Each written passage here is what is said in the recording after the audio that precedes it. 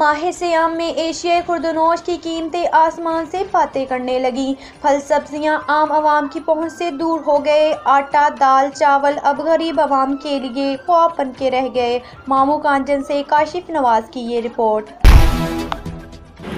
जी बिल्कुल, मामू कांजन में अशिया खुर्दनोश की कीमतें आसमान से बातें करने लगी। आटा दाल चावल अब गरीब आवाम के लिए ख्वाब बन गए। माह सियाम में अशिया की कीमतों को पर लग गए। हम सिर्फ नाम ही के मुसलमान रह गए।